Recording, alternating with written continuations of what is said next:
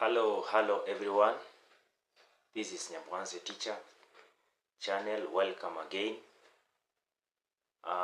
It has been very long since I made a video. You know how life is. Sometimes there are some ups and downs that make you not to make a video or do something. Otherwise, will not waste time. I will go straight to the point. Last time we were still talking about tenses, so this is the second lesson. Last time we were talking about the simple present tense, and I think we completed where we talked about the present simple, that was the first tense, and then we talked about the present continuous, and then present perfect, and then lastly we talked about present perfect continuous. So today I will not talk so much so that you can grasp and be hooked, and also have that memory, remember what I'm teaching, so that it can stick to your brain. Yes, we are now moving to the next tense, which is the past tense. And of course, as we said, we're going to begin from the simple past.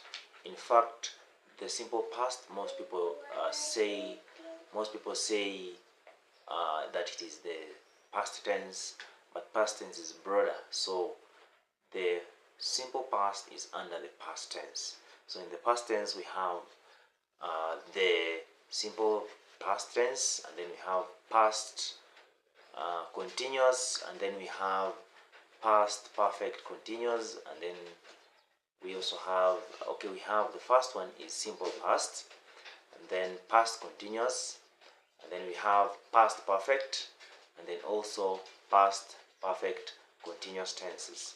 So those tenses, all of them are in the past tense. Okay, so today, one lesson, we're just going to talk about the simple past tense. I'm going to use visuals. I'm going to use some notes the same way I did last time, because currently I don't have a whiteboard, but I believe these notes are clear and will come in handy as I explain explicitly on simple past tense. So I want you to stay hooked. I want you to stay into this channel. Watch up to the end so that you can learn what this tense entails. I'm going to make sure that I teach this particular aspect like a professional teacher, so that all the nitty-gritties, you'll get them clearly, all the points, all the basic points, important things that matter in this tense, you're going to watch. Remember to watch up to the end. Remember, to all the new viewers, remember to subscribe to this channel so that you can learn. In fact, we are just beginning and we are doing more. We are improving every day. The returning viewers and subscribers, thank you very much for watching. May the Almighty Deity, the Almighty God bless you abundantly. Thank you very much. So stick up to the end and watch. Remember to comment. Motivate me by sending good comments, and also you can advise where necessary, and also criticize as usual. Human beings have their flip side, of course. Yeah, so let us go straight to the point and watch this marvelous content today. Yes, so we are continuing. So as you can see, I hope the handwriting is visible. As you can see, we have some simple notes on the simple past tense. So as you can see, the simple past tense is used to describe actions that happened in the past, or we can say that were completed in the past. So basically that's where it gets its name, the simple past. The form means the structure of regular verbs and irregular verbs. Of course, we know that regular verbs are those verbs that form their past tense forms and their past participle forms by adding ed or d, whereas the irregular verbs do not have a specific formula for forming the past tense and the past participle. So basically, the regular verbs have their own, each verb has its own way of forming the past tense and the past participle. So irregular verbs in this manner, or in this case, let's start from regular verbs. Regular verb add ed to the base verbs, or the base form of the verbs. The other name, you can say infinitive verbs in their basic form. For example, in the past tense, the verb walk will become walked.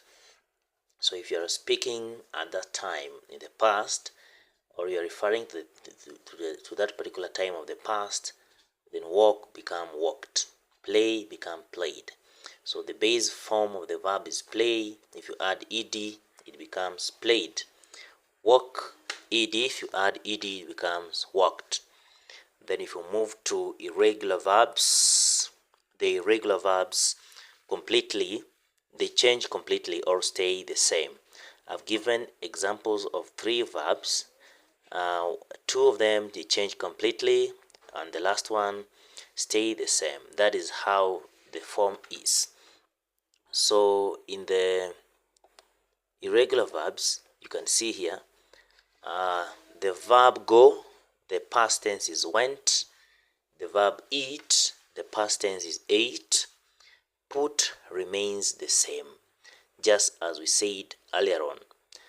And then the structure. So I hope right now you know the difference between regular verbs and irregular verbs. Regular verbs are called regular because they have a regular pattern in forming their past tense and the past participle, while irregular verbs are irregular because they don't have a regular pattern of forming the past tense and the past participle. So as you can see here, that is it. Basically, we are talking about the simple past tense. And then if we go to the structure of this tense, we shall start from affirmative, and then later we go to negative. Affirmative will mean to affirm is like to support or to agree. Negative means not to agree. So in the affirmative sentences, we have the structure to be the subject plus the verb, but the verb must be in past tense, plus the object. A sentence only has an object if the verb is a transitive verb, that verb that requires an object to make sense. If a sentence does not have an object, then that means the verb is known as an intransitive verb. It means that this verb does not require an object for it to make a complete thought. So for example, here we have our sentence in the simple past. She visited her friend. So in this sentence, in the structure, the subject here is she, the verb is visit, but because it is in past tense, we have added ed to visit so that it becomes visited. And then her friend is going to be our object. So that's how the affirmative sentence will be. So we're gonna move to the negative, and we see the structure of the negative sentence, but still on the simple past tense. So as you can see in the negative sentences, of course, negative sentences we normally use not, though we have other adverbs of negation that negates a sentence, like rarely, scarcely, seldom, and many others. So you also have to understand these sentences so that they can make sense to you. So as you can see here, our negative sentence, or the structure of a negative sentence, we have the subject plus did not plus the base verb. So did in this sentence makes this sentence past tense, and not negates the sentence. We are now using the base form of the verb here, not like the other one, the affirmative sentence, because did, which is the form of the verb do, has already modified the sentence into the past. So we don't have to use the past tense form of the verb. We use the base form of the verb here.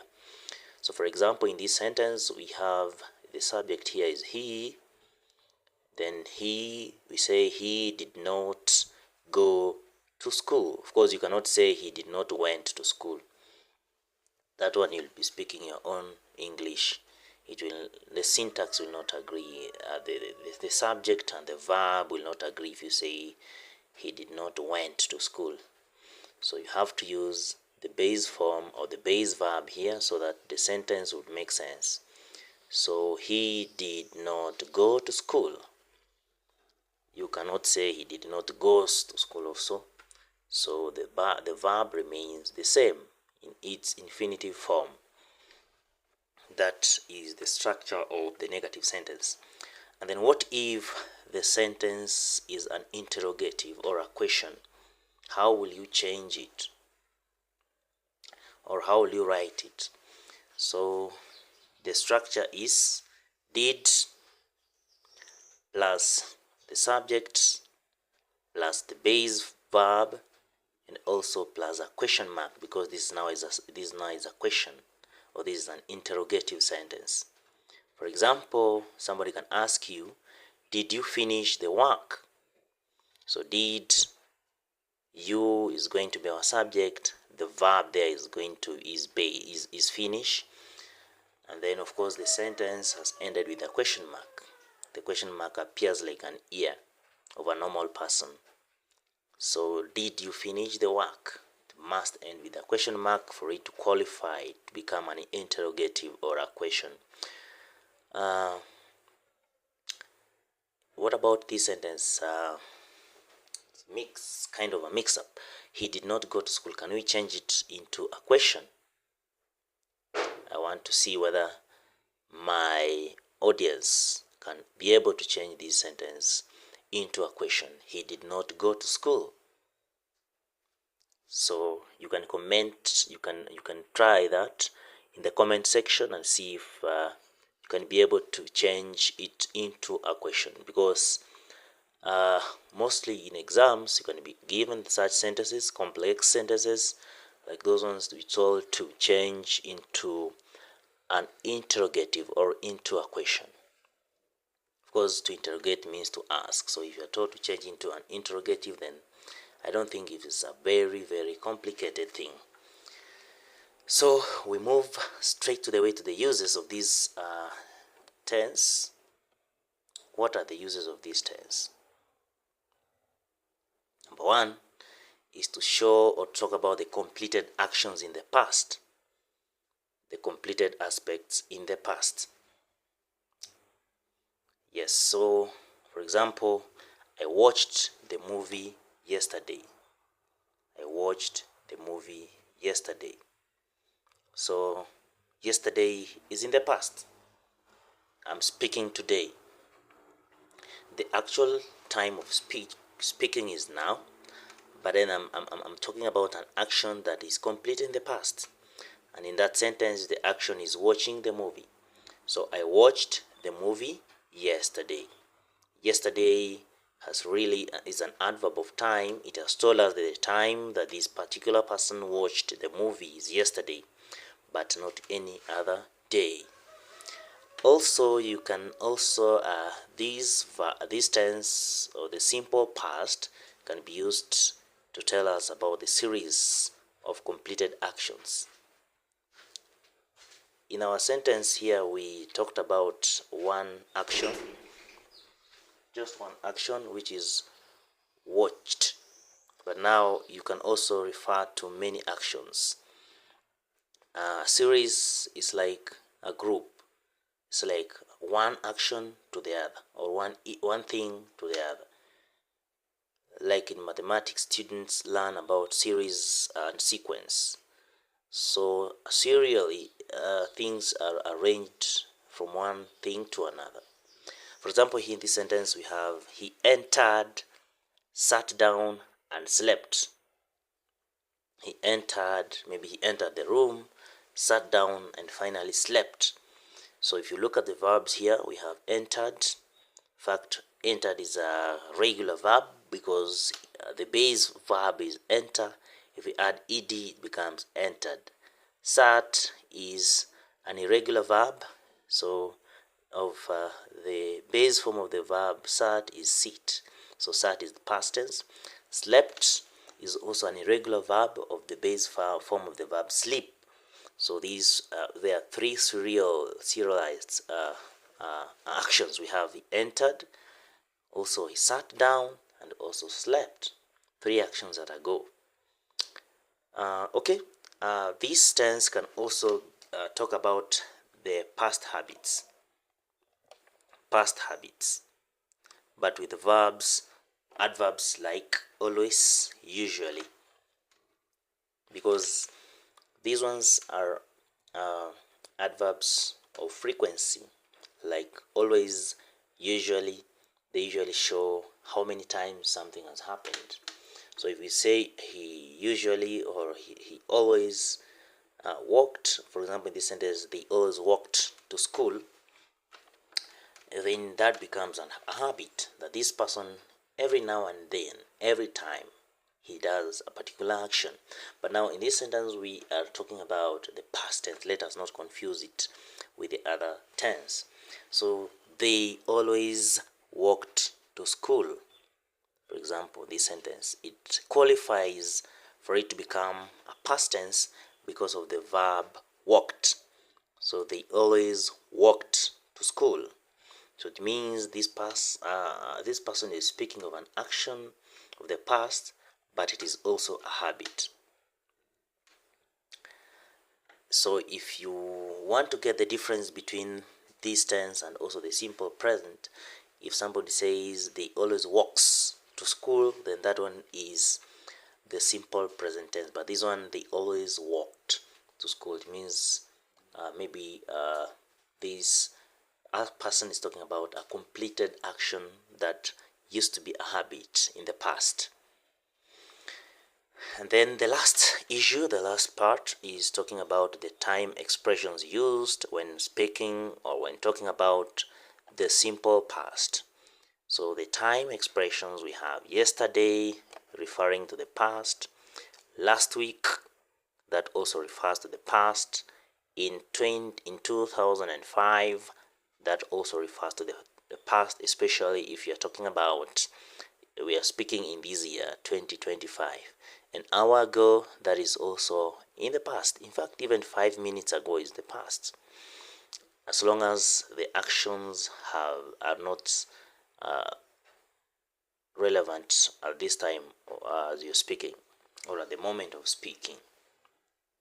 And then when I was young,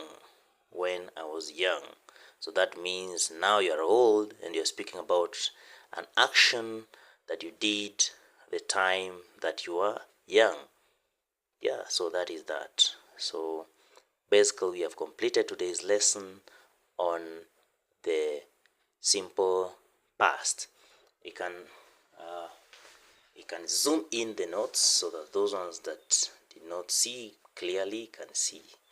So we have that notes on the simple past. The simple past tense is used to describe actions that happened in the past and were completed in the past. The form there, it is there.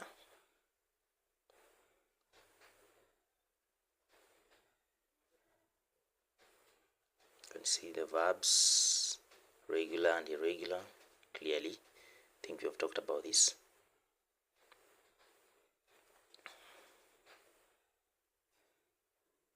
I hope it is clear with structure. We have the affirmative sentences.